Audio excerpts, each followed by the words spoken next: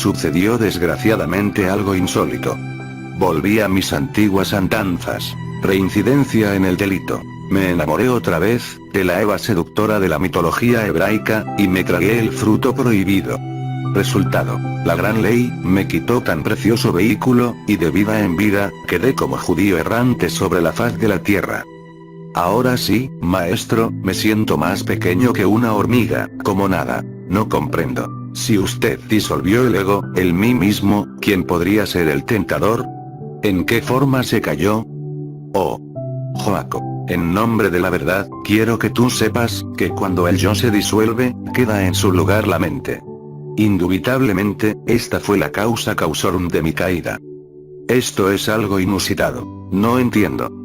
Cosas pasionales. Me enamoré, incurrí en el mismo error del conde Zanoni. Eso es todo. Tal doncella de misteriosos encantos, para mí estaba prohibida. Empero, debo decir que rendido caí a los pies de la fémina deliciosa. Mi divina madre Kundalini, me llevó posteriormente al interior de una caverna, en la profundidad de la montaña, y entonces vi lluvias, lágrimas y torrentes de agua turbia, amarguras y lodo, miseria, etcétera, etcétera, etcétera. Ved el porvenir que os aguarda. Exclamó mi madre. Inútiles fueron mis súplicas. No merecía el perdón. Era un reincidente en el delito. Al fin la vi encerrarse dentro del chakra muladhara en el hueso coxígeo. Y entonces ay de mí. Había cometido el mismo error que en el arcaico continente Mu, motivar a la caída angélica. Es incuestionable que antes de ingresar a los misterios lemúricos, ya había incurrido en el mismo delito. La alegoría del bíblico Adán, considerada aparte del árbol de la vida, significa claramente, que aquella raza lemúrica, que acababa de separarse en sexos opuestos, abusó del sexo, y se hundió en la región de la animalidad y bestialidad. El Zohar, enseña que Matometá, Shekinah, simbólicamente la esposa de Metlatón, es el camino hacia el gran árbol de la vida, el árbol poderoso, y Shekinah, es la gracia divina. No hay duda de que este árbol maravilloso, llega al valle celestial, y se halla oculto entre las tres montañas. Desde estas tres montañas, asciende el árbol a lo alto, y luego vuelve a descender a lo bajo. El árbol del conocimiento del bien y del mal, crece de las raíces del árbol de la vida. Los Dhyanis Bodhisattvas, reencarnados en lemúricos cuerpos, se reproducían mediante el poder de Kriya Shakti, el poder de la voluntad y del yoga. Atributos de Shiva. El lingam negro, embutido en el yoni. Incuestionablemente, el archierofante y archimago, no derrama jamás el vaso de Hermes. Cuando los Dhyanis, entre los que estaba yo mismo, cometieron el crimen de derramar ese vidrio líquido, flexible, maleable de la alquimia, se alejaron de su mónada divina, asesinaron al dios Mercurio, cayeron en la generación animal. Estoy asombrado. ¿Por qué, Joaco? ¿Porque fui acaso el primero que cayera, o el último? H.P. Blavatsky, dice en la doctrina secreta, que Samael, fue el primero en caer, mas esto es simbólico. Es ostensible que soy el Dhyani Bodhisattva del quinto de los 7, y por tal motivo se dice que Samael, fue el primero en caer. Afortunadamente ya estoy de pie, a pesar de haber reincidido en el mismo delito. Cuán diferente fue el caso de muchos de esos otros Dhyanis, caídos en la generación animal. Recordemos a Moloch, el gran homicida, ahora involucionando espantosamente en los mundos infiernos. Recordemos a Andramelet, y a su hermano Asmodeo, dos tronos precipitados al Averno. Yo creía que después de la liberación, toda caída sería imposible. Te equivocas, mi estimado Joaco. En el cosmos siempre existe el peligro de caer. Solo entrando en el inmanifestado Sat, el espacio abstracto absoluto, desaparece todo peligro. Concluida la plática de sobremesa, llamamos a la señorita que humildemente atendía a la mesa de los señores. ¿La cuenta, señorita? Sí, señores, es tanto. Aquí tiene también su propina. Muy queridos salimos de ese suntuoso lugar, en busca del carruaje. Ambulando otra vez bajo la luz del sol, por esa famosa avenida 5 de Mayo, se me ocurrió decir. Lo grave, oh Joaco, es la abominable resurrección del ego animal, después de la caída. Incuestionablemente el mí mismo, resucita como el ave fénix de entre sus propias cenizas. Ahora tú, comprenderás profundamente y en forma íntegra, cuál es el motivo intrínseco por el cual, todas las teogonías religiosas, enfatizan la idea de que los ángeles caídos, se convirtieron en demonios. Ah. Sí, esto está muy claro. Momentos después, nos deslizábamos veloces por la calzada de Tlalpan, de regreso a casa. Como quiera que yo he subido y he bajado, y he vuelto a subir, es obvio que poseo vasta experiencia en estas cuestiones de tipo esotérico. Oh maestro. Usted tiene en ese sentido, experiencia muy especial.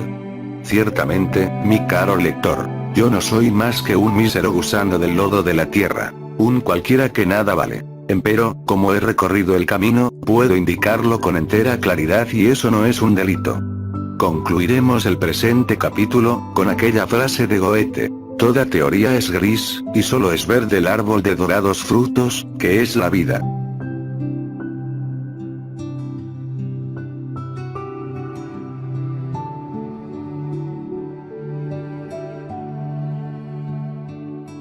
Capítulo 45. El 10º trabajo de Hércules.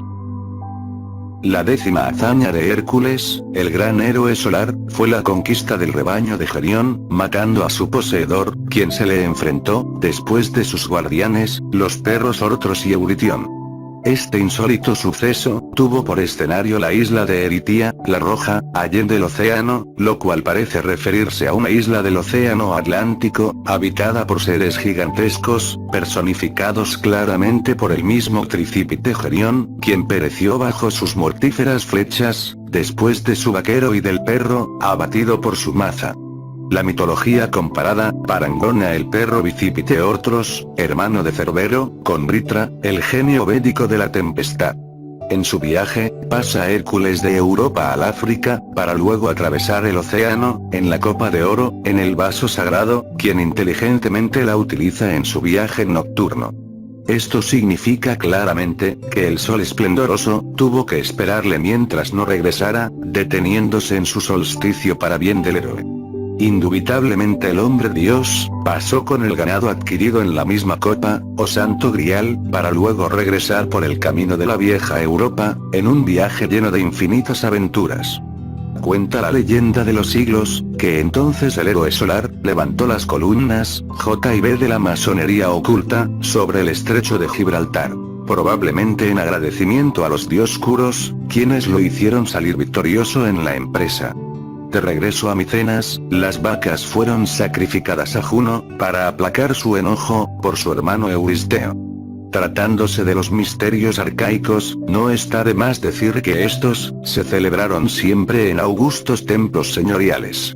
Cuando traspasé el umbral de aquel templo Mu, o lemúrico, donde otrora fuese instruido en los misterios de la ascensión del Señor, con infinita humildad solicité del hierofante, algunos servicios que me fueron concedidos. Es indubitable, y esto lo sabe todo iniciado, que toda exaltación, va precedida siempre por una espantosa y terrible humillación. Claramente hemos aseverado en tono enfático, que a toda su vida, le antecede una bajada. La 10ª hazaña de Hércules, el héroe solar del esoterismo, se realiza en los mundos infiernos del planeta Plutón. Sentimientos dolorosos, desgarraron mi alma cuando me vi sometido a la tortura del desprendimiento. Aquellas damas de augustos tiempos, a mí ligadas por la ley del karma, con el corazón destrozado me aguardaban en el Averno. Todas esas beldades tentadoras, peligrosamente bellas, se sentían con pleno derecho sobre mí. Para mi bien, o para mi mal, aquellas féminas terriblemente deliciosas, habían sido mis esposas en reencarnaciones anteriores, como consecuencia natural de la gran rebelión, y la caída angélica. Los perros Ortros y Euritión, símbolos vivientes de la pasión animal, me asediaron inclementes con fiereza inaudita. Se multiplicaron hasta el infinito las tentaciones. Empero, a base de telema, voluntad, y comprensión de fondo, y con ayuda de mi divina madre Kundalini, vencí al señor del tiempo, el tricípite Gerión. Es indubitable, que así me apoderé del rebaño, y me hice pastor auténtico, no de vacas como veladamente se dice, sino de ovejas.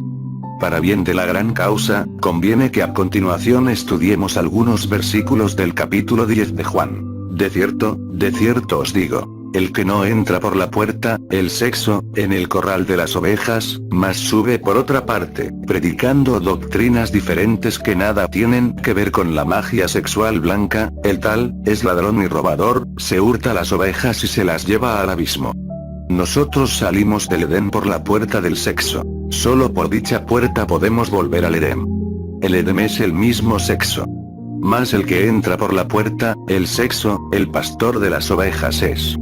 A este abre el portero, y las ovejas oyen su voz. Y a sus ovejas llama por nombre, con el verbo íntimo, y las saca, se las lleva por el camino del filo de la navaja. Y como ha sacado fuera todas las propias, va delante de ellas. Y las ovejas le siguen, porque conocen su voz, su verbo. Mas al extraño no seguirán, antes huirán de él, porque no conocen la voz de los extraños, los falsos pastores no poseen el verbo. Esta parábola les dijo Jesús, cuyo significado es Salvador, mas ellos no entendieron qué era lo que les decía. Es evidente que tras de la letra que mata, está el espíritu que vivifica. Volvióles pues, Jesús, el Salvador íntimo, a decir: de cierto os digo, yo soy la puerta de las ovejas. No está el poder en el cerebro ni en ningún otro lugar del cuerpo, sino en el sexo. Con otras palabras aseveramos lo siguiente: el poder creador del Logos, se encuentra exclusivamente en el sexo.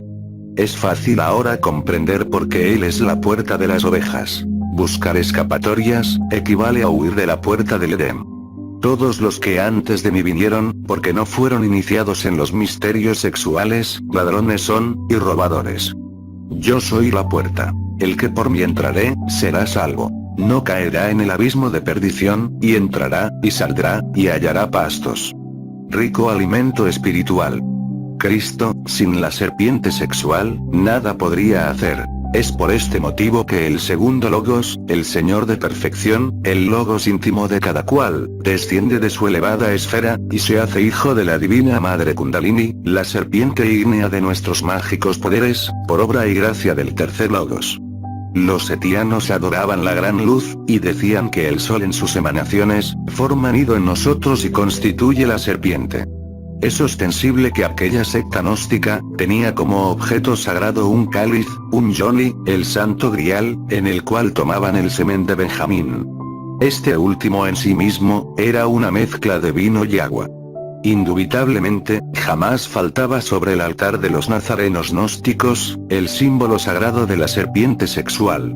La fuerza, el poder que acompañó a Moisés, fue la serpiente sobre la vara, que luego se convirtió en la vara misma. La serpiente fue ciertamente la que habló a las demás serpientes, y la que tentó a Eva. En el canto de Homero a Demeter, encontrado en una biblioteca rusa, se ve que todo giraba alrededor de un hecho fisiológico cósmico de gran trascendencia. Yo soy el buen pastor. El buen pastor, aquel que ya alcanzó ese grado esotérico crístico, su vida da por las ovejas. Mas el asalariado, el esoterista tántrico que todavía no ha logrado la cristificación, y de quien no son propias las ovejas, ve al lobo que viene, y deja las ovejas y huye, y el lobo las arrebata, y esparce las ovejas. También tengo otras ovejas que no son de este redil, que están metidas en otras escuelas, aquellas también me conviene traer, y oirán mi voz, y habrá un rebaño y un pastor. Por eso me ama el Padre, porque yo pongo mi vida, para volverla a tomar. El Cristo íntimo cristaliza en nosotros, y nos redime cuando somos dignos. Nadie me la quita, mas yo la pongo de mí mismo, como diciendo, cristalizo en mi humana persona cuando quiero. Tengo poder para ponerla, y tengo poder para volverla a tomar. Ese mandamiento recibí de mi Padre. Después de este comentario crístico esotérico, es indispensable que continuemos con el presente capítulo.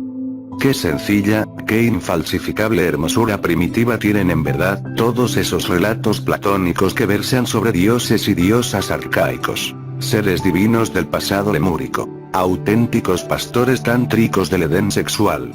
Sublimes criaturas que levantan ciudades ciclópeas, instruyen pueblos, los dotan de una legislación jamás superada, y premian sus heroísmos. Realizar en sí mismo, el misterio hiperbóreo, el misterio del Grial, es urgente cuando anhelamos convertirnos en auténticos profetas, en genuinos pastores cristificados. Necesitamos pasar el Mar Rojo, atravesar el océano tempestuoso de la vida, pasar a la otra